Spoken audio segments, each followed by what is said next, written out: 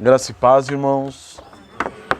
Vamos abrir nossas Bíblias no livro de Mateus, Evangelho de Mateus, capítulo 13.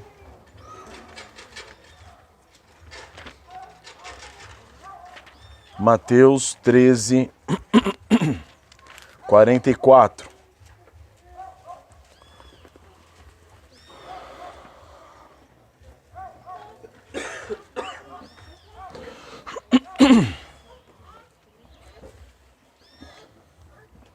Mateus 13, 44. Está escrito: O reino dos céus é semelhante a um tesouro oculto no campo, o qual certo homem, tendo-o achado, escondeu.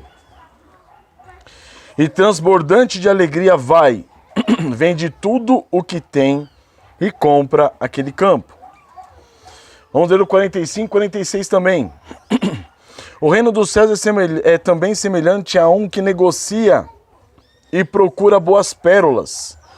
E tendo achado uma pérola de grande valor, vende tudo o que possui e a compra. Vamos agradecer ao Senhor, irmãos. Curvem as cabeças.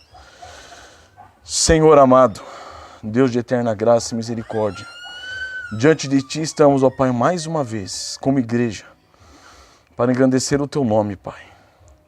Abrindo a Tua palavra. Senhor, toque os nossos corações e nossas mentes, meu Deus, para que possamos compreender as verdades do Teu Santo Evangelho. Tira as escamas, meu Deus, dos nossos olhos, para que possamos enxergar a grandeza de Cristo, meu Deus. Ajuda-nos a enxergar, meu Deus, além dessa vida, além do âmbito material, meu Deus. Ajuda-nos a ver, ó Pai, as grandezas celestiais que Tu tens reservada àqueles, meu Deus, que são Teus. Ajuda-nos a enxergar, meu Pai. Te peço, meu Deus, toque o coração daqueles que ainda não Te conhecem, que não conhecem a Cristo Jesus, que não o conhecem como Salvador e como Senhor. Ajude, Senhor. Desvende, ó Pai. Sabemos que somente Tu podes abrir nossos olhos e corações, transformar nossos corações para que de pedra, empedernidos no pecado, possam ter vida, meu Deus. Te peço, Pai, em nome do Senhor Jesus, para a honra e glória do Teu santo nome. Amém. Então, meus queridos, o tema da mensagem de hoje é tudo por Cristo. Tudo por Cristo. Com a permissão do nosso Senhor Jesus, hoje nós falaremos sobre essas duas parábolas. Tá? No Evangelho de Mateus, vocês vão ver que no capítulo 13 tem várias parábolas. Nenhum dos demais evangelhos narram essas duas parábolas. Elas só vão ser encontradas aqui, no livro de Mateus, no capítulo 13. O capítulo 13 é então conhecido por concentrar uma grande parte das narrativas de Jesus em forma de parábolas. A maior parte, o capítulo todo, ele fala sobre parábolas. As parábolas desse capítulo foram proferidas pelo Senhor Jesus e comunicadas para exemplificar o quê? O reino dos céus. É por isso que a maioria delas possuem a sentença inicial dizendo: o reino dos céus é semelhante a... E aí ele vai explicar a semelhança do reino dos céus por meio de parábola. Ou seja, as parábolas foram anunciadas pelo Senhor Jesus com o objetivo do quê? De explicar o que é o reino dos céus. Então, para o Senhor Jesus, ele tinha que explicar o que é o reino dos céus para as pessoas. E as duas parábolas que estudaremos, elas não fogem a essa regra. Elas também, como nós podemos ver, se iniciam com: o reino dos céus é semelhante a... Então essas parábolas, irmãos, elas possuem tal semelhança devido ao quê? O seu contexto. Dentre todas as parábolas narradas nesse capítulo, elas são as únicas que salientam a relação de valor que o reino dos céus tem em si mesmo. Então o reino dos céus ele tem uma relação de valor em si mesmo.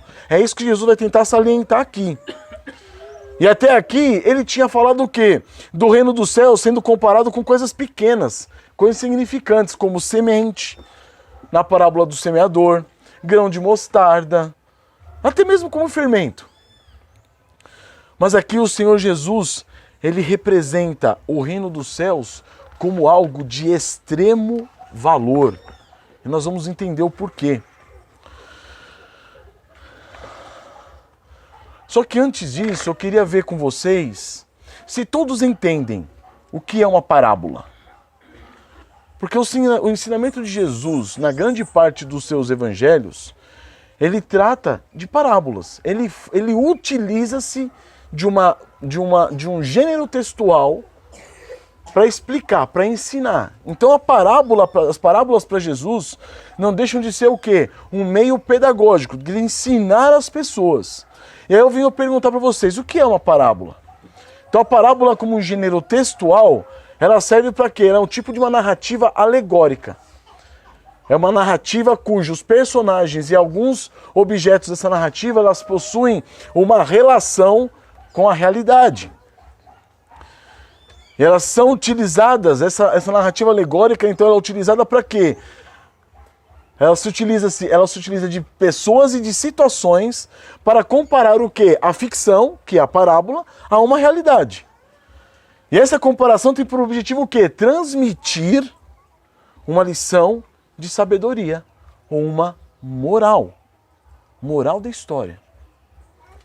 Então as histórias, irmãos, contadas por parábolas, elas nunca aconteceram na realidade. Então essa história que eu estou contando, que Jesus conta, tá, que nós acabamos de ler, ela não aconteceu na realidade. É um exemplo, uma narrativa alegórica que Jesus faz para que nós compreendamos algo, um ensinamento que está por detrás disso.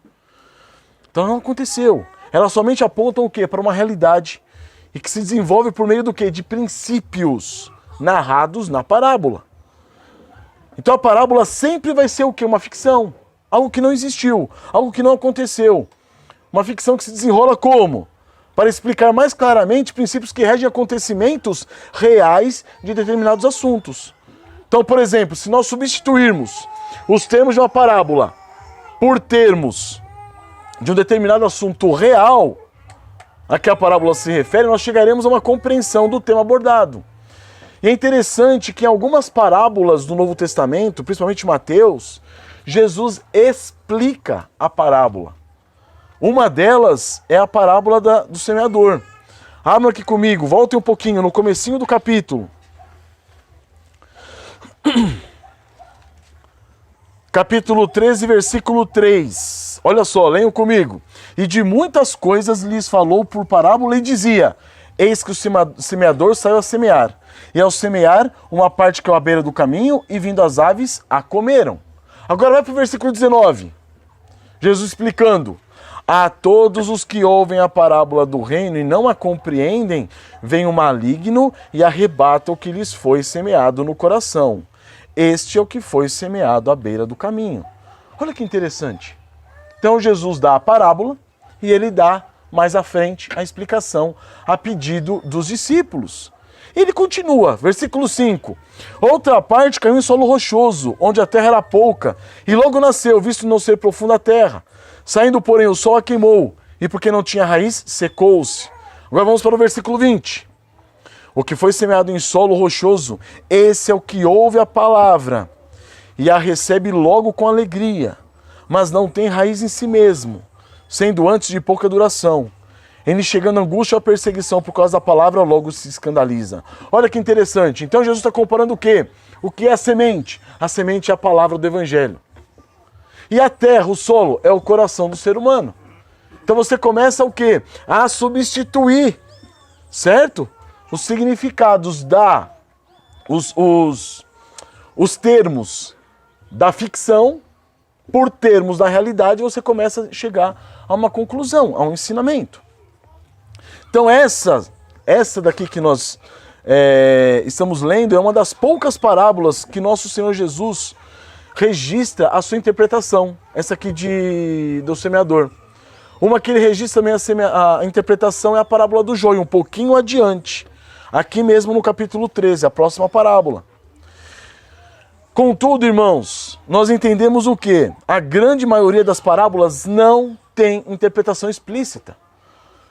Nós temos que, a partir das escrituras, não é da nossa mente viajando na maionese, como dizem os outros, a partir das Escrituras, sob a orientação do Espírito Santo, nós devemos compreender o significado das parábolas. É desse modo que o Senhor nos guia, certo? Porque essas duas parábolas que nós lemos, o Senhor Jesus não deixou explicação clara sobre elas.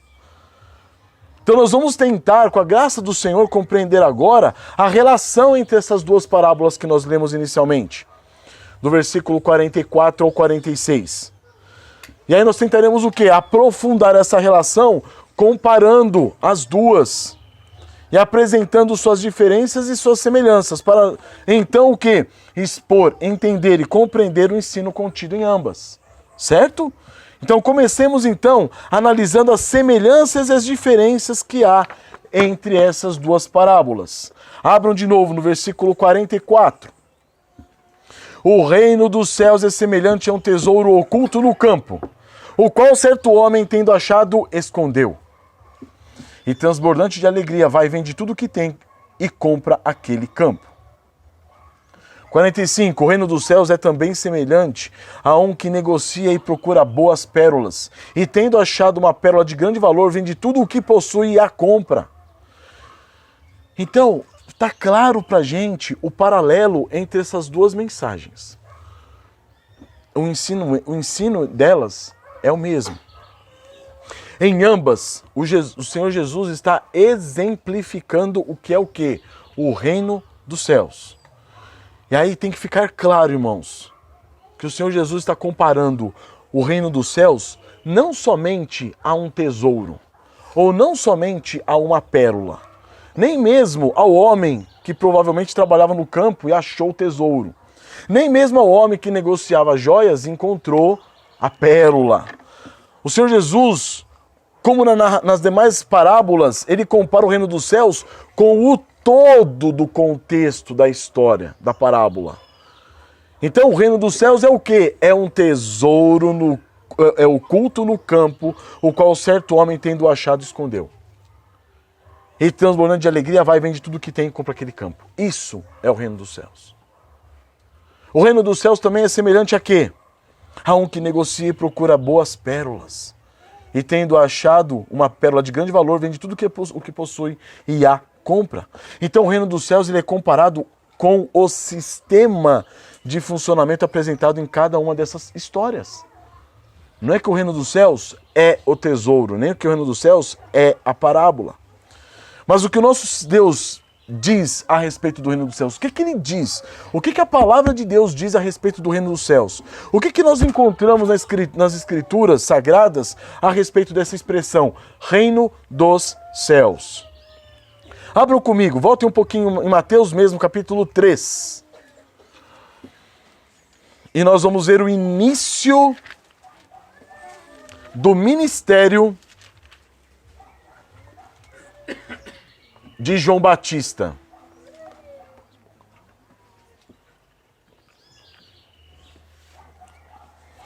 Capítulo 3, versículo 2. Vamos pegar do 1. Naqueles dias apareceu João Batista pregando no deserto da Judéia e dizia: arrependei-vos, porque está próximo o reino dos céus. Irmãos, a expressão reino dos céus só aparece no Evangelho de Mateus. Não aparece em nenhum outro lugar, mas em nenhum outro lugar. Nem nas cartas de Paulo, nem nada. Só no Evangelho de Mateus. Mas só que ela pode ser considerada como um sinônimo de uma expressão usada nos demais evangelhos, que é a expressão reino de Deus. Então, o reino dos céus e reino de Deus podem ser consideradas sinônimos. E tal expressão é primeiramente utilizada aqui. Então, a primeira vez que ela aparece em Mateus é aqui no capítulo 3, versículo 2. Esse texto, ele é proclamado por quem? Por João Batista. João Batista estava preparando o caminho do Senhor Jesus, como é proferido no versículo 3. Aqui mesmo, no versículo 3, está dizendo: porque este é o referido por intermédio do profeta Isaías, voz do que clama no deserto, preparai o caminho do Senhor, endireitai as suas veredas. Então João Batista está o quê? Preparando o caminho do Senhor. Ele está endireitando as veredas. Quando ele afirma, porque está próximo o reino dos céus, ele se refere a quem? Ao Senhor Jesus Cristo, como Rei soberano e absoluto, se aproximando. Ele está vindo. Jesus não apareceu aqui ainda. O ministério do Senhor Jesus não inaugurou aqui ainda. É só João Batista que está pregando. Mas ele está pregando anunciando quem? O Senhor Jesus. Ele está vindo. Irmãos, a expressão reino dos céus faz referência a um governo, a um domínio, a um império. Se diz respeito ao governo do Messias. Então, como arauto do rei, o que João Batista está fazendo? Ele está chamando os homens ao arrependimento. Os irmãos devem lembrar, isso está narrado em Crônicas, em Reis e também no livro de Isaías. O que? Quando Jerusalém, do rei Ezequias, ela é cercada pelo rei da Síria, Senaqueribe, ele manda Rabsaque ir lá conversar com o rei Ezequias e falar para eles se renderem. Não adiantava, já tinha tomado todas as cidades de Judá, todas, só faltava Jerusalém onde estava o rei. E Rabsaque chega lá e começa a quê? A fazer pouco do Deus de Israel. E começa a falar, inclusive em hebraico, no caso. Ele começa a falar com o povo, e o povo começa a entender o quê? Ele falou assim, não adianta vocês lutarem. Vai acontecer com vocês o que aconteceu com todas as outras nações. Eu estou aqui como enviado de Senaqueribe, Rabsaque falava. Para quê? Para vocês se renderem, rendam-se, e aí vai estar tudo bem com vocês. Agora, se vocês não se renderem, a gente vai chegar e vai acabar com tudo. E foi na época de Isaías. Semelhante a isso, João Batista está fazendo quando ele diz, arrependei-vos porque está próximo o reino dos céus. O que ele está dizendo com isso? João Batista é enviado por Deus para preparar o caminho do imperador Cristo Jesus. Senhor dos céus e da terra. Ele está chegando. João Batista faz o anúncio de uma dominação celestial. E a proclamação é o quê? Rendição. Renda-se. Consegue enxergar dessa forma? Nós estamos num mundo que é odioso contra Deus. Um mundo que é revoltado, em rebelião contra Deus. João Batista é enviado para quê? Para falar assim, arrependam-se. Arrependam-se da rebelião de vocês. Arrependam-se, porque ele está chegando. Quando ele chegar, o que vai acontecer? Na sequência do capítulo 3, aqui no versículo 11, nós lemos, João Batista diz, eu vos batizo com água para arrependimento, mas aquele que vem depois de mim é mais poderoso do que eu, cujas sandálias não sou digno de levar. Ele vos batizará com o Espírito Santo e com fogo. Muitos interpretam esse fogo como unção espiritual. Mas olha o que está dizendo aqui, ó. A sua pá ele a tem na mão e limpará completamente a sua eira. Recolherá o trigo no celeiro e queimará a palha em fogo inextinguível. Ele está falando o que aqui, ó? O Senhor Jesus Cristo, é Ele que vai vir depois de mim. Ele vos batizará com o Espírito Santo e com fogo. Espírito Santo àqueles que se renderem. Fogo consumidor àqueles que não se renderem, aqueles que continuarem rebeldes. É isso que está falando aqui com respeito a fogo. Não é batismo no Espírito Santo, não, de fogo, não. Aqui é batismo de condenação. Tanto porque, olha só o que ele fala no 12. A sua pá ele a tem na mão e limpará completamente a sua eira. Ele está chegando. O rei está chegando, o Senhor está chegando. Ele vai chegar e aqueles que se arrependerem é o quê? São o trigo. Ele vai recolher no seu celeiro. Aqueles que não se arrependerem são o quê? Palha que serão queimadas com fogo inextinguível. Está falando do que aqui? Inferno.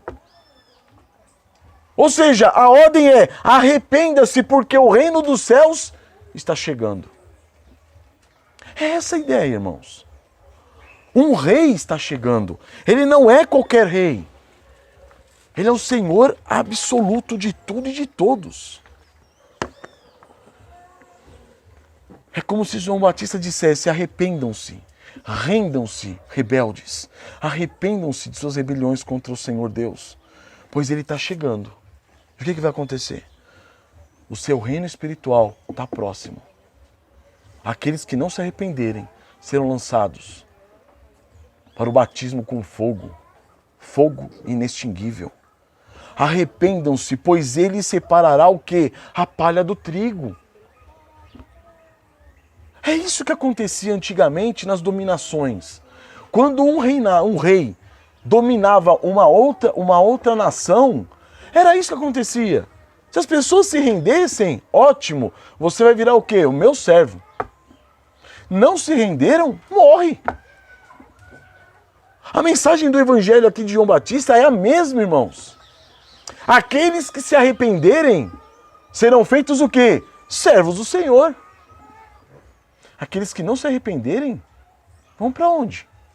Fogo inextinguível. Arrependam-se. O Senhor Jesus, o soberano, todo-poderoso Senhor, Ele está se aproximando. Arrependam-se. Nós cantamos o Salmo 2. Abram comigo o Salmo 2:12.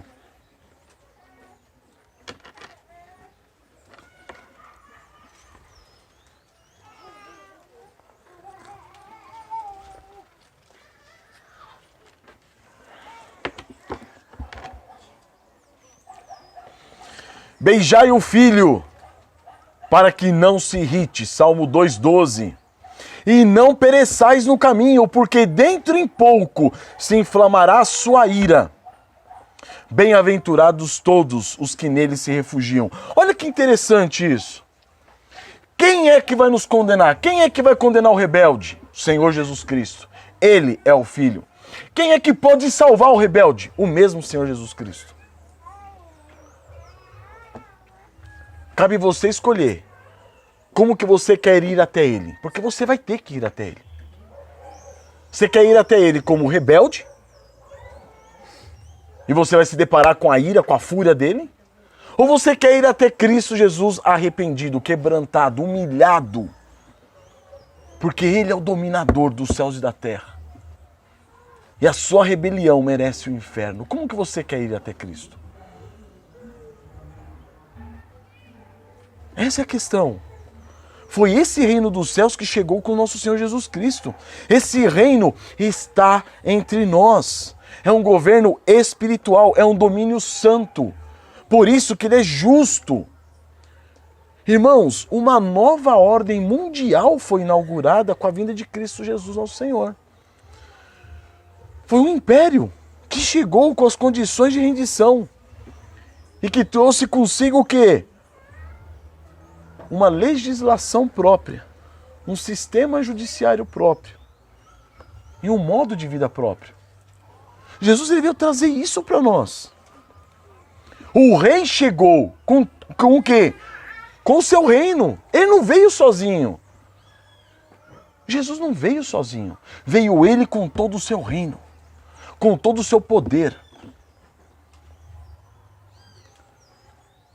Agora, se não houver uma rendição e uma submissão ao imperador Jesus Cristo e a nova ordem mundial, ao reino dele, que ele criou e ele trouxe para cá, vai acontecer o quê? Você será o quê? Destruído. Abram comigo João 3,36.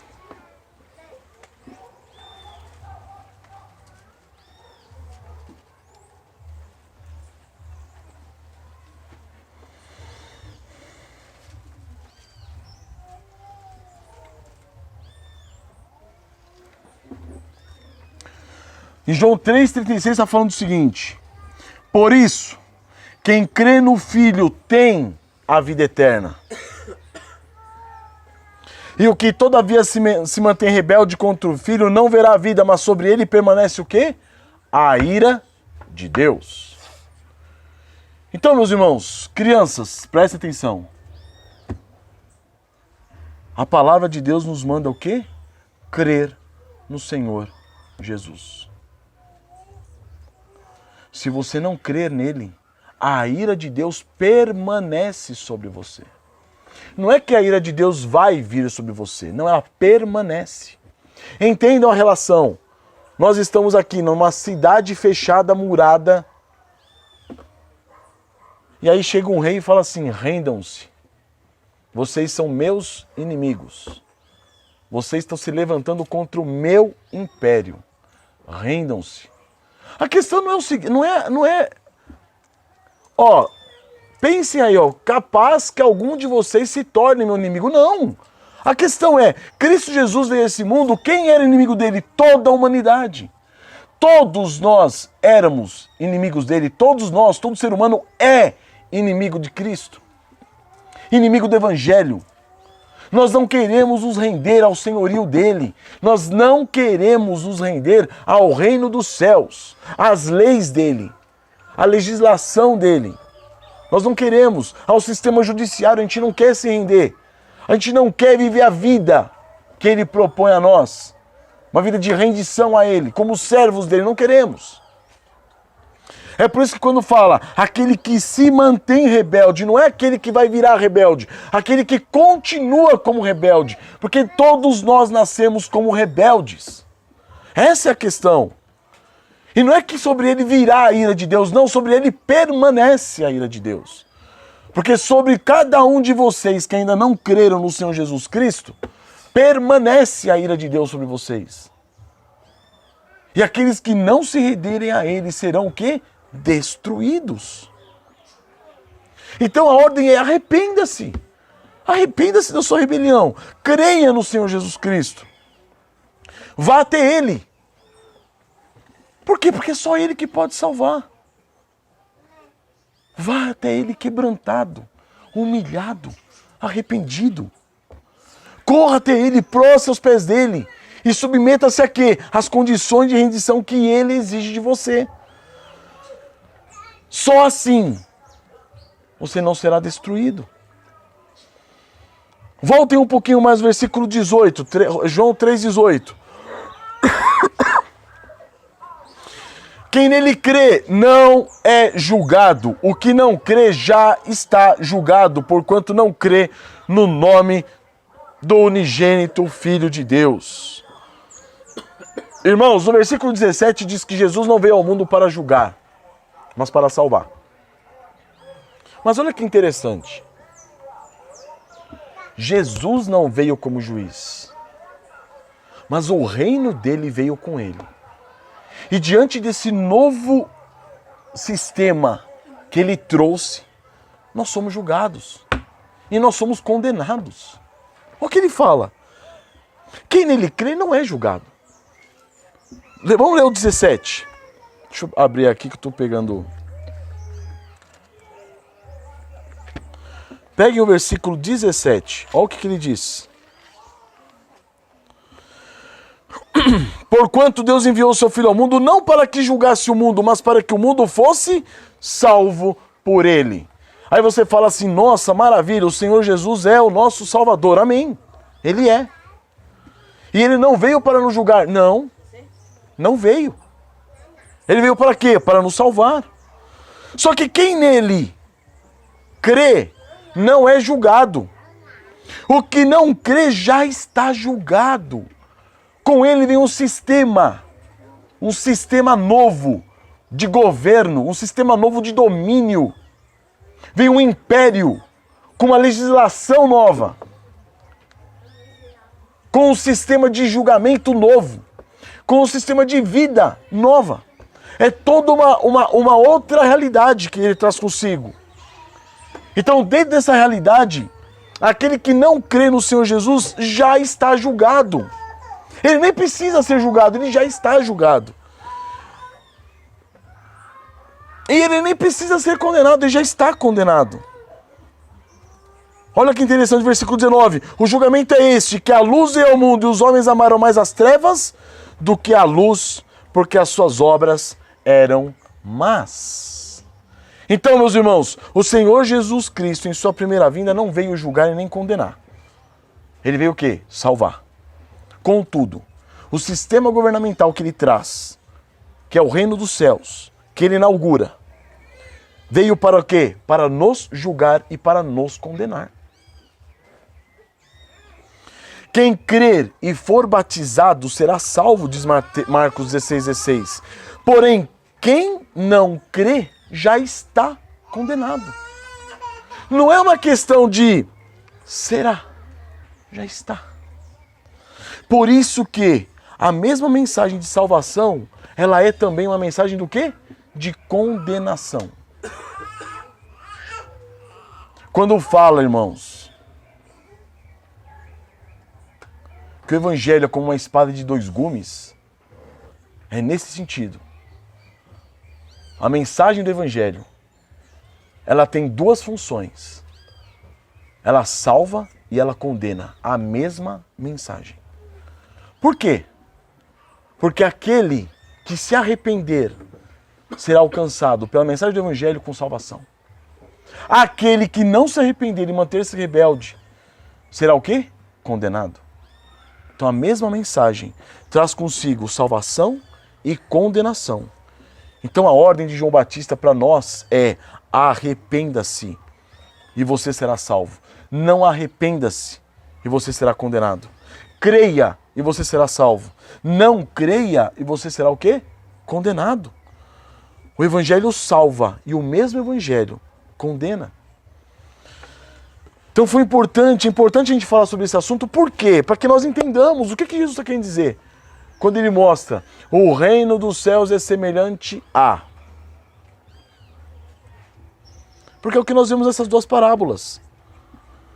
E o Senhor Jesus, irmãos, ele se utilizou de várias parábolas para exemplificar o significado do reino dos céus. Por quê? Porque é algo amplo, é algo grandioso. A nossa mente não consegue alcançar. É muito grande. Não conseguimos compreender. Nossa mente natural não alcança.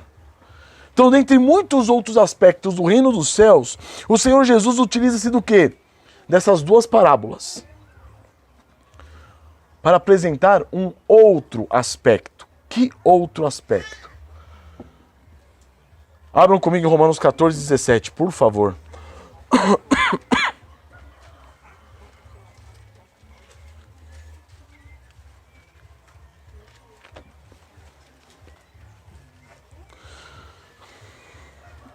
Nós já vimos que a expressão reino dos céus e reino de Deus é semelhante, são sinônimas.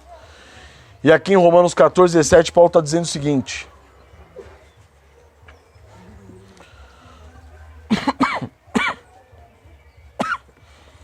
porque o reino de Deus não é comida nem bebida, mas justiça, paz e alegria no Espírito. O que Paulo está falando aqui? Um reino que chega até nós, um rei que chega até nós e fala: ou vocês se arrependam, ou vocês morrem, ou vocês se rendem, ou vocês morrem. O que tem de justiça, paz e alegria no Espírito? É aqui que nós começamos a compreender, irmãos, que o reino de Deus não é de uma esfera natural. Paulo fala, não é comida nem bebida. Ele é de uma esfera espiritual, por isso que é o reino dos céus. E ele é o quê? Justiça, paz e alegria no Espírito. Esse é um outro aspecto que nós vemos do reino dos céus. E que o Senhor Jesus está tentando apresentar nessas duas parábolas. Agora há pouco nós vimos o quê? O imperador, o aspecto imperial e governamental do reino dos céus. Ele chega o quê? Julgando e condenando os rebeldes. Enquanto ele perdoa e absolve os que se rendem, os que se arrependem de sua rebelião, ele também o quê? O que ele faz? Ele também condena aqueles que não se arrependem, não se rendem diante do senhorio de Cristo. Mas aqui, irmãos, nós vemos o reino dos céus como uma preciosidade inestimável. Olha como que Paulo fala do reino de Deus, do reino dos céus.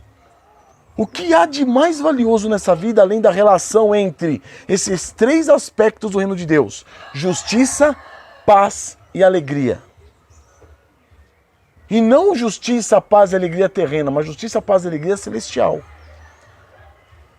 Se a gente parar para analisar, Esses são os 3 pontos que a humanidade corre atrás que nem louca e não encontra. Ninguém mais do que nós queremos o quê? Uma vida de justiça, uma sociedade de justiça. Uma sociedade que seja justa. Ninguém além de nós quer uma sociedade que seja o quê? Pacífica. E ninguém além de nós quer uma sociedade que, onde nós possamos ser o quê? Alegres e felizes. É isso que Paulo está falando que é o reino de Deus. É algo totalmente adverso àquilo que nós conhecemos como o reino hoje. Quaisquer nações, por melhores que sejam, por mais desenvolvidas que sejam, não tem isso daqui. Por quê? Porque o homem é pecador, o homem é injusto, o homem é iníquo. O homem não é pacífico. O homem não é pacífico. O homem é hipócrita. Nós não somos pacíficos. Nós guerreamos o tempo todo.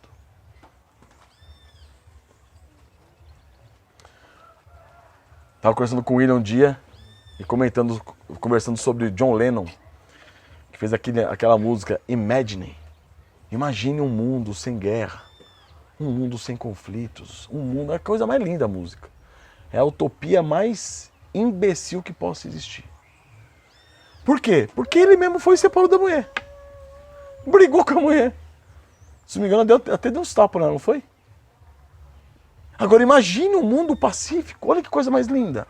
Falar é fácil. Agora existe paz no mundo? Não. Por quê? Porque nós estamos no mundo. Nós estamos aqui. Nós estamos aqui. Agora, o que Paulo diz?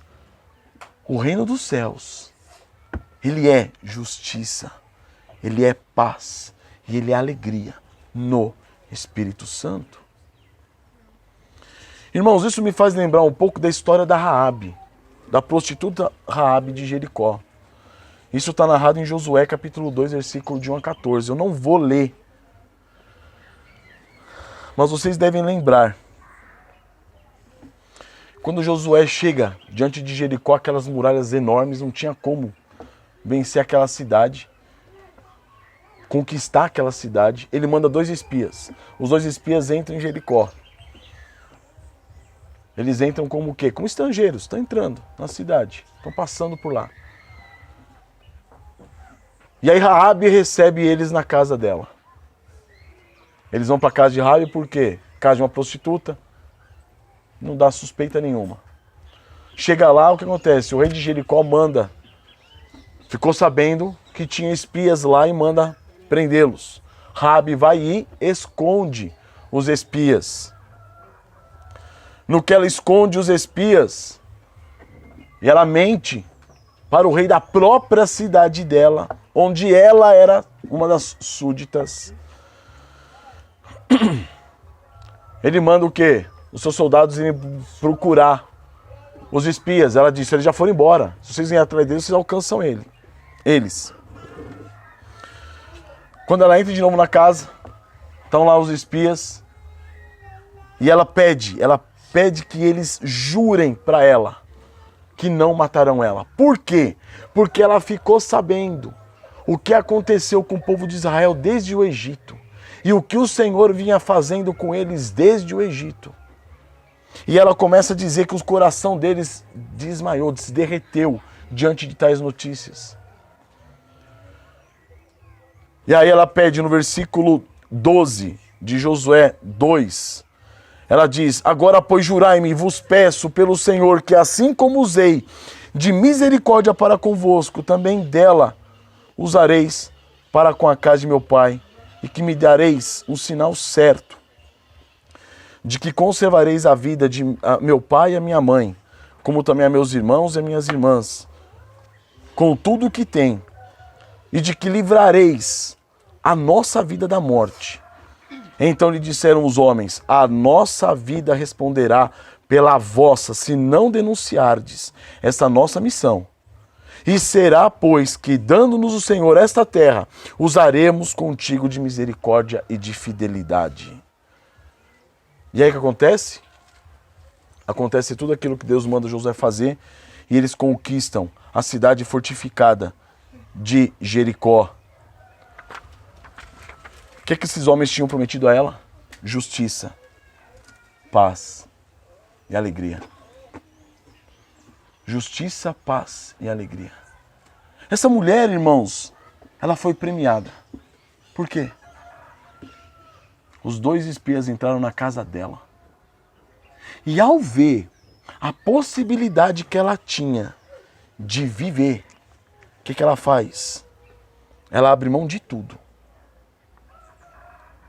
E segura os espias na casa dela e os protege. Esse foi o bem mais precioso que Raabe recebeu naquela circunstância. O quê? Vida. Vida provinda do quê? De um outro reino. Um reino que está chegando. Para não ser consumido, o que ela faz? Ela se rende. Ela se rende a esse novo reino. E o interessante, mais interessante de tudo, é que em Hebreus 11:31, o autor de Hebreus diz: pela fé Raabe, a meretriz, não foi destruída com os desobedientes. Em outras versões, com os rebeldes. Porque acolheu em paz os espias. Ela viu algo naqueles homens. Se ela não tivesse acolhido aqueles homens, ela teria sido o quê? Morta. Essa foi a chance que Raabe viu do quê? De sair daquela condição de miséria que ela vivia, com uma prostituta em Jericó. E adentrar ao quê? A um outro reino. Um reino de justiça, de paz e de alegria. Tanto que Raabe, mais à frente, se casa. Quando ela já está em Israel, ela se casa. E ela faz parte da linhagem do Senhor Jesus. É exatamente isso, irmãos, que a gente vê na primeira parábola.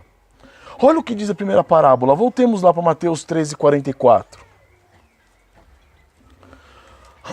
A primeira parábola diz o seguinte: o reino dos céus é semelhante a um tesouro oculto no campo, o qual certo homem, tendo achado, escondeu.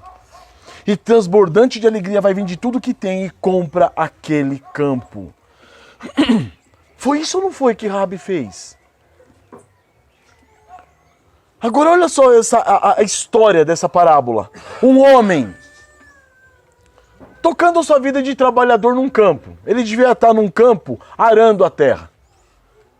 Como um trabalhador simples, arando a terra.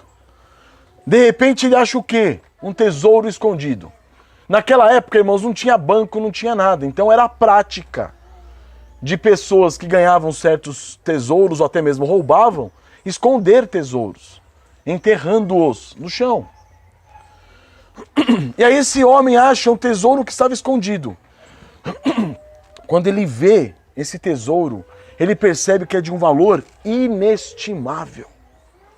A vida dele ia ser transformada. Esse tesouro ia transformar a vida dele todinha.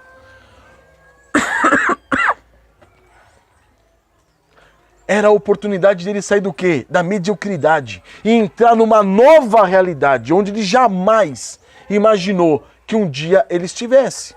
Essa é a realidade, a história da parábola. E é isso, irmãos, que acontece com muitos incrédulos. Eles estão tocando a sua vida medíocre. Pensa, lembra de nós. Lembrem-se de vocês quando vocês estavam no mundo. Aqueles que não creem no Senhor Jesus ainda, lembrem, pensem. Como que estavam? Tocando a vida medíocre. Uma vida inútil, uma vida sem propósito. Mas aí o que acontece? Nós somos levados ao campo do Evangelho. E lá, a gente descobre o maior de todos os tesouros. Quem? Cristo Jesus. Lá, no Evangelho. O Senhor Jesus Cristo, irmãos, é o único tesouro capaz de transformar as nossas vidas. Jesus Cristo é a única riqueza que realmente possui o quê? Valor substancial. É o Senhor Jesus Cristo que é tudo. Ele é o caminho, Ele é a verdade, Ele é a vida, Ele é o verbo de Deus, Ele é a porta estreita, Ele é a água da vida. Ele é o pão da vida, Ele é a luz do mundo. Ele é a verdadeira comida, Ele é a verdadeira bebida. E como diz em Colossenses, Ele é tudo em todos. Ainda em Colossenses capítulo 2 diz que Ele é a plenitude da divindade. 2,8 diz, cuidado que ninguém vos venha enredar com sua filosofia e vãs sutilezas, conforme a tradição de homens, conforme os rudimentos desse mundo, desse sistema desgraçado, que está condenado, e não segundo Cristo, porque nele habita corporalmente toda a plenitude da divindade. Em Jesus Cristo habita toda a plenitude de Deus. Ele é o Deus homem. Ele é o homem-Deus. O Senhor Jesus Cristo é o campo. Ele é o tesouro. Abram comigo em Colossenses capítulo 2.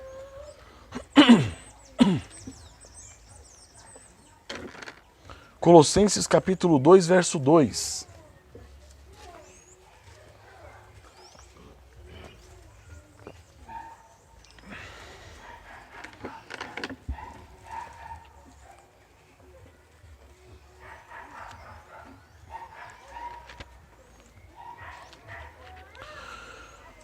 Colossenses 2:2.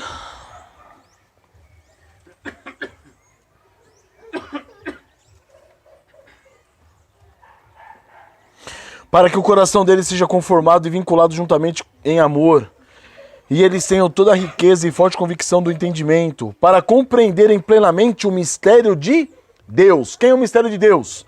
Cristo, em quem todos os tesouros da sabedoria e do conhecimento estão ocultos.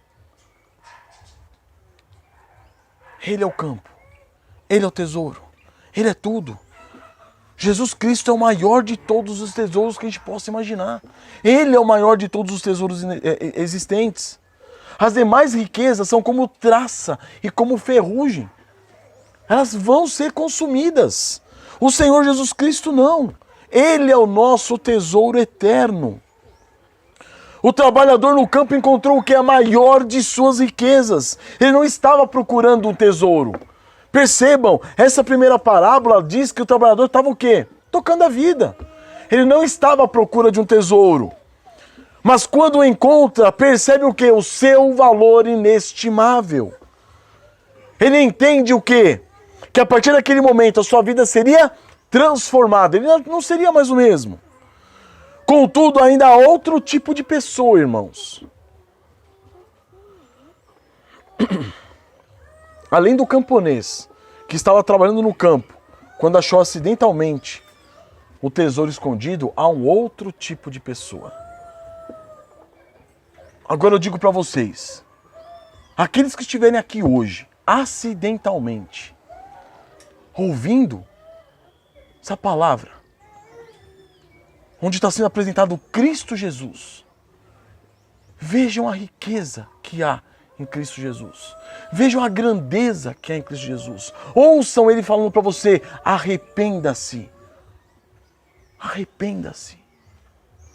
Ouça a voz de Cristo chamando você ao arrependimento. Porque se você se negar a esse arrependimento, você será condenado. Arrependa-se da sua vida medíocre, da sua vida absurda, rebelde, uma vida obstinada. Volte-se para o Senhor Jesus Cristo. Agora, além daqueles que ouvem o Evangelho acidentalmente, nós vemos na segunda parábola, e essa é a diferença fundamental entre as duas parábolas. Qual? O quê? Leiam Mateus 13:45.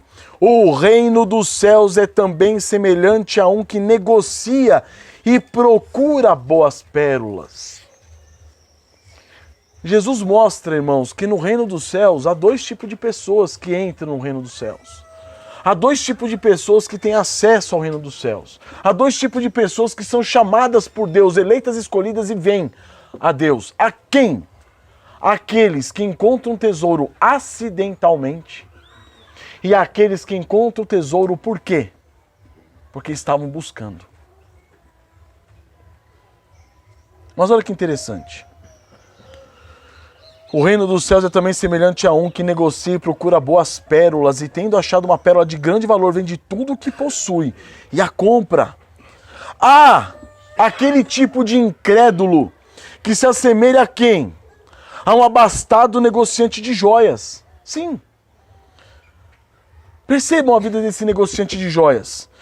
Ele é alguém que não suporta mais aquela vida medíocre de riquezas, de abastança, de fartura, de abundância. A vida dele perdeu o sentido. A gente que é pobre acha que dinheiro traz felicidade. A gente que é pobre, muitas vezes a gente se ilude achando que uma condição boa financeira me traria o quê? Paz, sossego, tranquilidade, e eu ficaria sossegado o resto da minha vida. Isso é falácia, isso é mentira. Isso é uma baita de uma mentira. Quantos e quantos ricos famosos fazem o quê? Se matam. Por quê? Não se suportam. E aqui nós vemos um homem cujas riquezas da vida dele já não satisfaziam mais. A vida dele perdeu sentido. Ele está rodeado de tantas joias pessoais, mas nenhuma delas mais satisfaz. Ele sabe que deve o quê? Haver algum outro tipo de joia que lhe traga o quê? Satisfação. É por isso que ele começa então a buscar, fazer uma busca diligente por uma pérola cujo valor excede as demais que ele já tinha conhecido. Tinha que ser uma joia de valor transcendente, valor incalculável.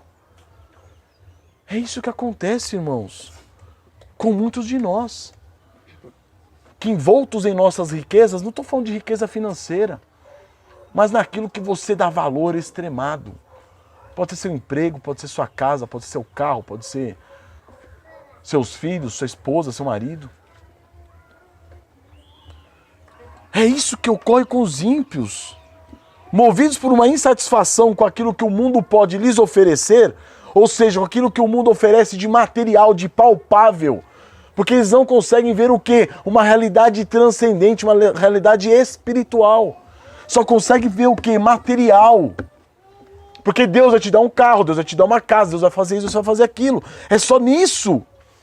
É só nisso que os olhos deles estão. Então, o que acontece?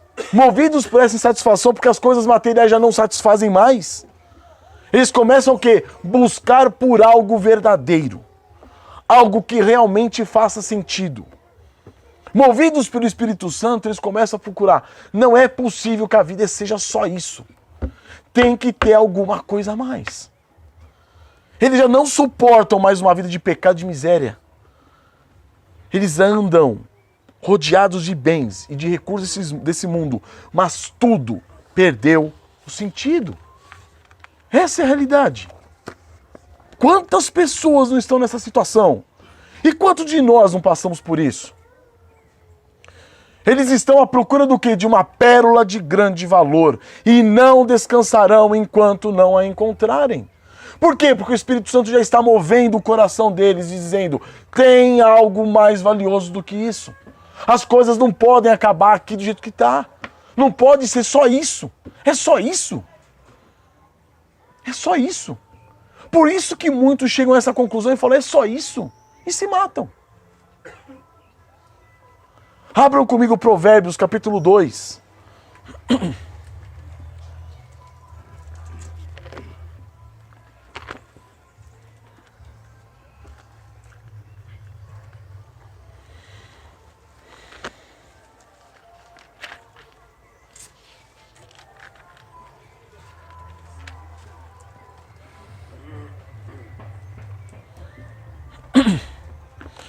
Provérbios capítulo 2, versículo 1 diz: Filho meu, se aceitares as minhas palavras e esconderes contigo os meus mandamentos, para fazeres atento à sabedoria o teu ouvido, e para inclinares o coração ao entendimento, e se clamares por inteligência, e por entendimento alçares a voz, levantares a voz, se buscares a sabedoria como a prata, e como a tesouros escondidos a procurares.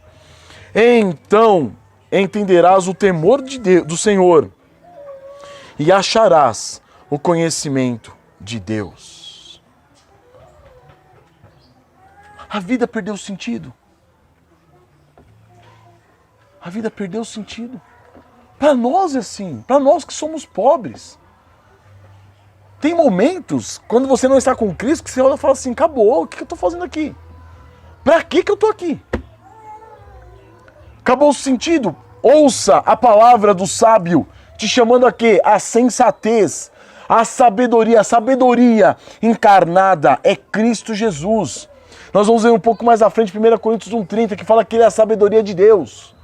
Ele é a sabedoria de Deus. Não adianta você procurar sabedoria nessa terra. Sabedoria é fraca, é frágil. Ela é mortal. Ela passa, ela muda. Ela se transforma. O que é sabedoria hoje, amanhã pode não ser. O que foi sabedoria no passado, hoje já não é. Agora Cristo é a sabedoria de Deus.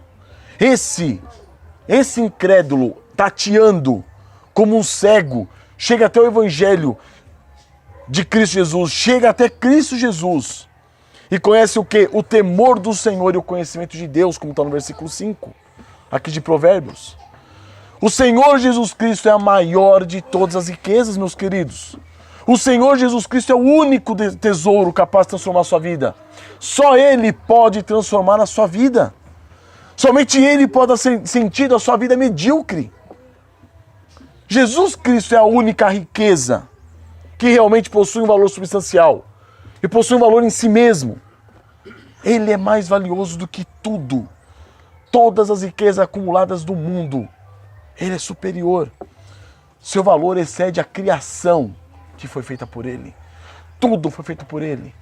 O universo foi feito por Ele. Washer diz que se pegássemos uma balança cósmica e colocássemos o universo de um lado e Jesus Cristo do outro, Ele terá mais peso do que todo aquilo que Ele criou. Ele é o verbo de Deus. Ele é maior do que tudo aquilo que Ele já produziu. Ele é a sabedoria de Deus. Ele é maior do que tudo aquilo que Ele arquitetou. Em 1 Coríntios 1,30 diz: é, porém, por iniciativa dele que vocês estão em Cristo Jesus. Dele quem? Deus, o qual se tornou sabedoria de Deus para nós, isto é, justiça, santidade e redenção. Para que, como está escrito, quem se gloriar, glorie-se no Senhor. Então Ele é a sabedoria de Deus, que foi entregue a nós como justiça, santificação e redenção. Ele é o nosso Salvador. Ele é a justiça de Deus. Quer se gloriar? Glorie-se porque você está nele. Se você for se gloriar fora dele, você está condenado. Ele é a sabedoria de Deus. Pouquinho antes, em 1 Coríntios 1,24 diz: mas para os que foram chamados, tanto judeus como gregos, pregamos a quem? Cristo. Poder de Deus e sabedoria de Deus. Esse é o Senhor Jesus Cristo. Esse é o tesouro. Esse é a pérola de grande valor. Então, o que eu digo a vocês é: reconheçam a mediocridade da sua vida. Uma vida sem sentido, uma vida sem lógica. Por quê? Porque vocês não encontraram ainda o tesouro. Não encontraram ainda a pedra de grande valor. Busque a sabedoria de Deus. Em Provérbios 3, abram comigo, Provérbios 3, versículo 13.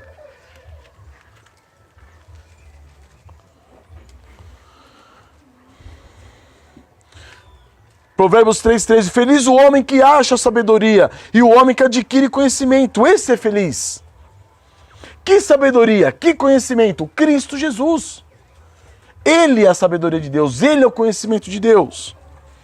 Porque melhor é o lucro que ela dá, ou seja, a sabedoria, do que o da prata. E melhor a sua renda do que o ouro mais fino. 15. Mais preciosa é do que pérolas.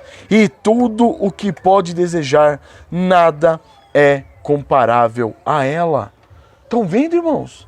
Então busque o Senhor enquanto se pode achá-lo.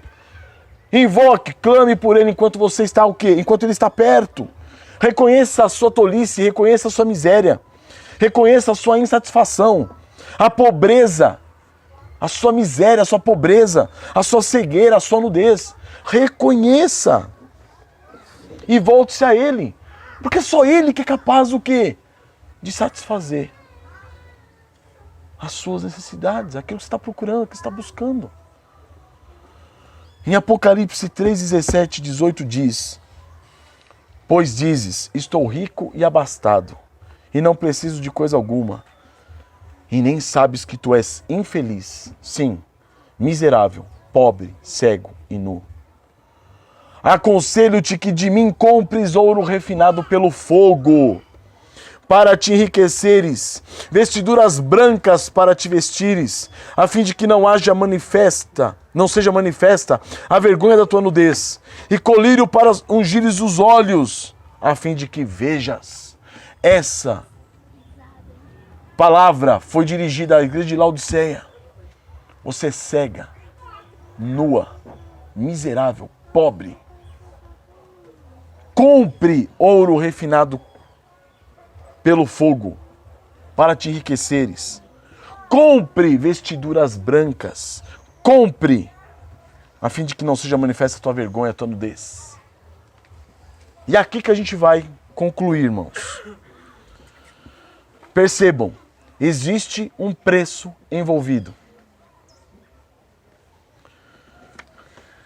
Em Mateus 11:12 nós lemos: o reino dos céus é tomado por esforço, e os que se esforçam se apoderam dele.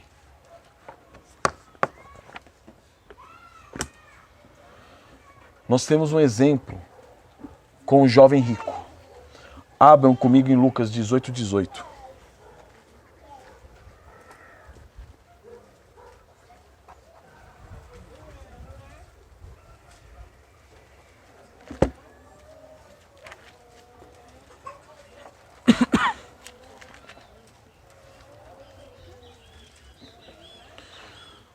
Em Lucas 18:18 diz: certo homem de posição perguntou-lhe: bom mestre, que farei para herdar a vida eterna? Respondeu-lhe Jesus: por que me chamas bom? Ninguém é bom senão um, que é Deus. Sabes os mandamentos? Não adulterarás, não matarás, não furtarás, não dirás falso testemunho, honra teu pai e tua mãe. Replicou ele: tudo isso tenho observado desde a minha juventude. Ou seja, era um jovem exemplar. Ouvindo Jesus, disse-lhe: uma coisa ainda te falta, vende tudo o que tens, dá aos pobres, e terás um tesouro nos céus. Depois vem e segue-me. Mas ouvindo ele estas palavras, ficou muito triste, porque era riquíssimo. Irmãos, existe um preço. Existe um preço. É graça, mas existe um preço. Olha que interessante. Essa ordem de Jesus a esse jovem rico não foi só para ele. E também não é para só os ricos deste mundo. Essa ordem é para qualquer um de nós. Venda tudo que tem. Dá aos miseráveis que gostam dessas coisas. Dá a eles que precisam, cujo prazer está nessas coisas materiais. Dá, deixa para o mundo e me segue. Agora o interessante é o seguinte, continuemos. E Jesus, vendo assim triste, disse: quão dificilmente entrarão no reino de Deus os que têm riquezas. Que riquezas são essas? Dinheiro? Não. Bens? Não. Aquilo na qual você coloca o seu coração. Quão dificilmente entrarão onde? No reino de Deus. O quem? Quem? As pessoas cujo coração está apegado no quê? Nas riquezas dessa terra. Nessa vida medíocre, essa vida miserável. E ele continua: porque é mais fácil passar um camelo pelo fundo de uma agulha do que entrar um rico no reino de Deus. E os que ouviram disseram: sendo assim, quem pode ser salvo? Disseram para Jesus. Mas ele respondeu: o impossível dos homens são possíveis os impossíveis dos homens são possíveis para Deus.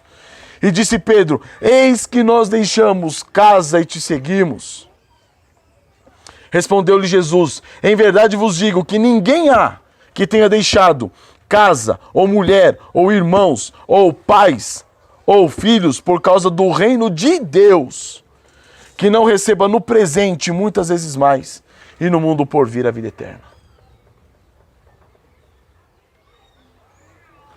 Onde está o teu coração? Ali estará o teu tesouro. Ou onde estiver o teu tesouro, ali estará o teu coração. Onde está o seu tesouro? Nessa terra? O coração teu vai estar lá. E quando você se deparar com as riquezas do Evangelho, elas não farão sentido. Por quê? Porque o seu coração avalia como riquezas, aquilo que você tem aqui nessa terra. O que é celestial não tem valor. Eis o problema, irmãos, da cristandade de hoje. Eis o problema dos religiosos de hoje. Se nós pegarmos a grande maioria das igrejas evangélicas hoje, de um modo geral, elas têm pregado Jesus Cristo não como o tesouro de valor transcendente a ser encontrado. E não estão pregando Jesus como a pérola de grande valor que deve ser o quê? Buscada. Não. As igrejas evangélicas têm pregado o quê? Um Senhor Jesus Cristo que ele parece mais ou menos uma lâmpada mágica. Que quando você encontra, ela em si não tem valor. Mas quando você esfrega ela com as suas práticas religiosas, vai liberar um gênio do ego humano pronto a satisfazer todos os seus desejos. Você quer casa? Jesus vai te dar. Você quer carro? Jesus vai te dar. Você quer saúde? Jesus vai te dar. Você está com problema na sua vida? Você está com doença? Repreende. Com Jesus não tem doença, não. Você está à beira da morte? Repreende. Repreende. Crente não morre, não. Crente fica para semente. O que está acontecendo? Isso daí, irmãos, não é evangelho. Isso daí é algo diabólico. O que o Senhor Jesus disse? Em Lucas 9:23, ele disse a todos: se alguém quer vir após mim, a si mesmo se negue. Dia a dia tome a sua cruz e siga-me. Pois quem quiser salvar a sua vida, o quê? Perdê-la-á. E quem perder a sua vida por minha causa, esse a salvará. Não existe a mínima possibilidade de você ser inserido no reino dos céus enquanto você se mantém sob o governo e a legislação do império das trevas. Como? Não é em Colossenses que fala que nós somos transportados do quê? Do império das trevas e fomos colocados, inseridos no reino do Filho do amor de Deus, que é Cristo Jesus? Como que você pode querer estar em dois reinos ao mesmo tempo? Falar que você é cristão, que você está ansiando pelo quê? Pela vida futura, pela eternidade, sendo que todo o seu prazer está onde? Nessa terra maldita, nessa terra condenada. Como que você pode fazer isso? É por isso que em João, irmãos, na primeira carta de João, capítulo 2, vamos abrir juntos.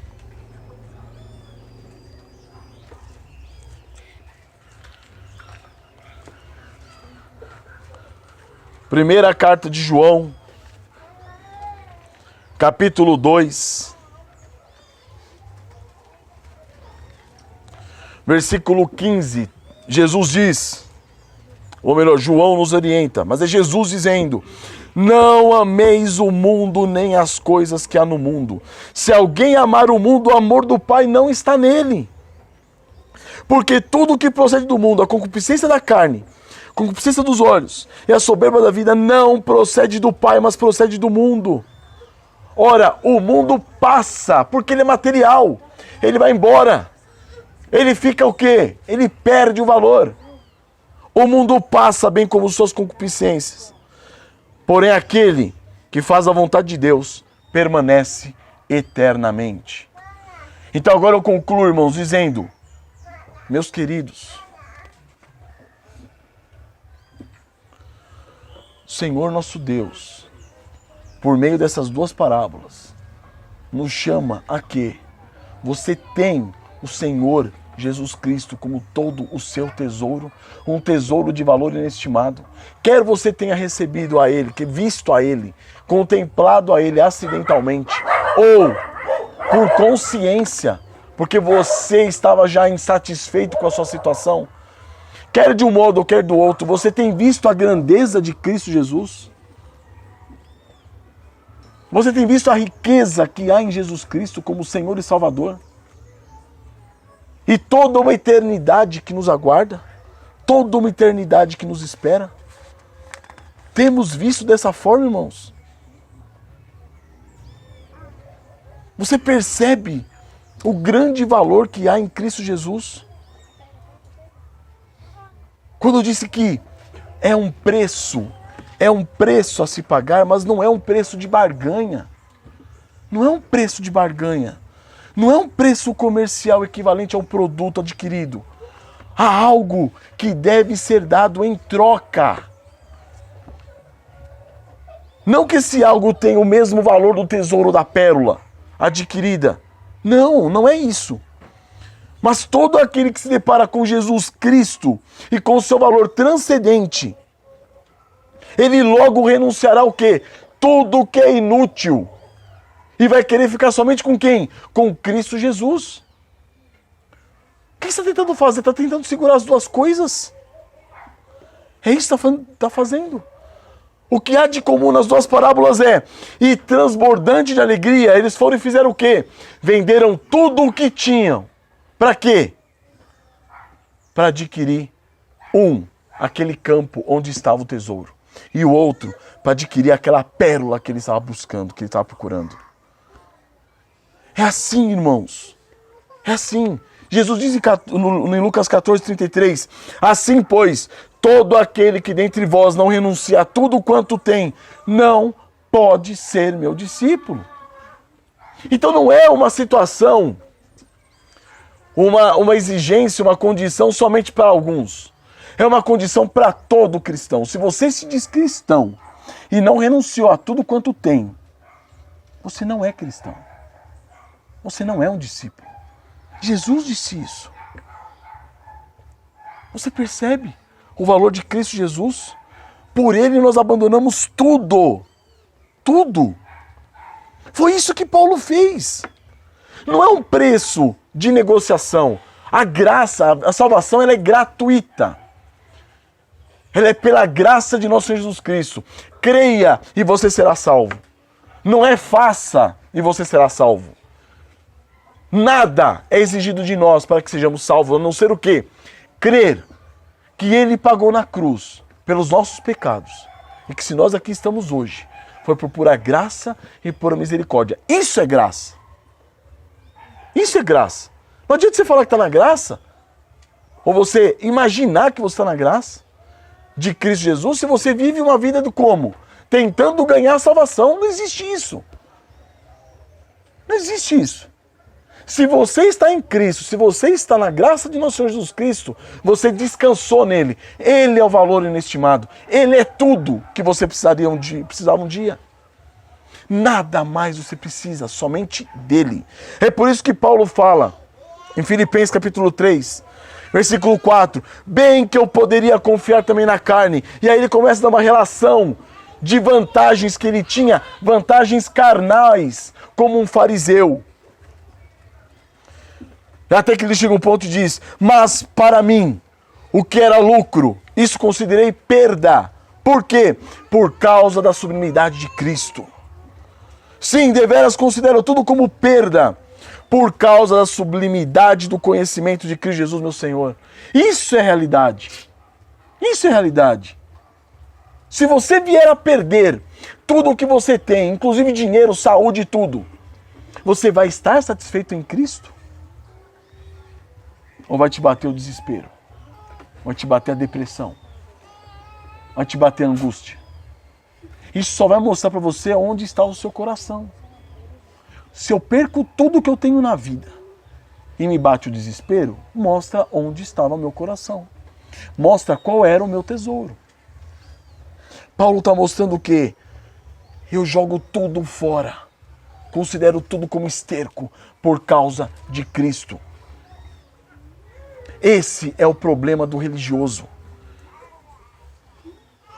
Isso é um valor demais alto para o religioso, sabia? Porque o religioso, sabe o que ele quer? Ele quer o Senhor Jesus Cristo, mas ele também quer esse mundo. Ele quer as vantagens celestiais, mas ele também quer a mesquinharia desse mundo. Para o religioso, o ditado é: antes um na mão do que dois voando. Antes vai pegar nessas realidades da terra aqui do que ficar imaginando uma coisa no céu e não ficar nem com uma nem com outra. É isso que o religioso pensa. Mas isso ocorre, sabe com quem? Com quem nunca encontrou o tesouro escondido. Isso ocorre com quem nunca encontrou a pérola de grande valor. Ele não está satisfeito com a sua condição. Ele está tranquilo. Agora, irmãos, quando a gente se depara com o verdadeiro tesouro, Cristo Jesus, quando a gente se depara com a verdadeira pérola de grande valor, Cristo Jesus, tudo o resto perde o sentido. Tudo o resto perde o sentido. É por isso que está sendo dito: ninguém pode ter dois senhores. Ou você há de aborrecer-se um e agradar a outro, ou você há de agradar a um e aborrecer o outro. Não dá para servir o quê? A Deus e as riquezas. Que riquezas? Dinheiro não! Aquilo onde está o seu coração. Enquanto o seu coração não for único, não tiver um só objetivo, um só propósito, enquanto o coração não for íntegro, não tiver focado somente em Cristo e na glória dele, você será o quê? Um religioso, um fariseu, um hipócrita, que finge estar dando valor a Cristo, mas o que você valoriza é a sua vida, é a sua condição. Que o Senhor nos livre disso, irmãos. Que o Senhor nos livre disso. Amém? Vamos orar? Senhor nosso Deus, diante da Tua presença estamos, Pai, para pedir que abras os nossos olhos, para que possamos crescer na graça e no conhecimento de nosso Senhor Jesus Cristo. Ó Senhor, não permita que fiquemos cocheando entre dois pensamentos, Pai. Ora de um lado, ora do outro. Dá-nos um coração íntegro e voltado para Ti, um coração temente a Ti, um coração rendido ao Teu domínio, rendido ao Teu governo, rendido ao Teu reino. Ajuda-nos a enxergar, ó Pai, que o reino de Deus é semelhante a alguém que viu o real valor de nosso Senhor Jesus Cristo. E que diante desse valor abriu mão de tudo o que tem. Tem misericórdia de nós, Pai. Ajuda-nos. Faça-nos enxergar cada vez mais claro a serpente de bronze hasteada, para que o veneno, Pai, do pecado perca o valor, perca seu efeito. Senhor, eleva os nossos olhos aos céus, faça com que enxerguemos a eternidade, faça que olhamos, ó Pai, para a Tua glória, para a Tua honra, e não nos apeguemos aqui nessa terra. Tem misericórdia de nós, Pai. Ajuda-nos, quebranta-nos, humilha-nos. Não permita, meu Deus, que fiquemos, ó Pai, enquanto dizemos que somos servos Teus, que fiquemos flertando com o mundo. Pois sabemos, ó Pai, que se somos amigos do mundo, nos tornamos Teus inimigos. Ajuda-nos a enxergar, ó Pai, essa divisão, que isso seja uma divisão de água em nossas vidas, meu Deus. Que possamos compreender que nós somos aqueles que foram alcançados por Tua graça e misericórdia, são seres celestiais. Nós estamos nessa terra, ó Pai, simplesmente como embaixadores. Nós não somos esse mundo. Nós não somos daqui. A nossa identidade não é daqui, meu Deus. Faça-nos compreender isso. Não permita, ó Pai, que os nossos olhos se encantem com os prazeres dessa vida. Tira de nós esses encantos, mas revelando a nós a riqueza e a grandiosidade, a suprema riqueza e benignidade e bondade que nós temos em Jesus Cristo, nosso Senhor. Ajuda-nos a enxergar, ó Pai, o valor de nosso Senhor Jesus Cristo, para que tudo à nossa volta perca o sentido. Nós pedimos também àqueles, ó Deus, por aqueles que ainda não creram em Ti, Senhor, toque esses corações. Quebranta-os, ó Pai, leva-os à rendição completa diante da Tua pessoa. Ajude-os, ó Pai, a crerem em Ti, a crerem na obra salvadora e redentora de nosso Senhor Jesus Cristo. Para a honra do Teu nome te pedimos, Pai. Amém.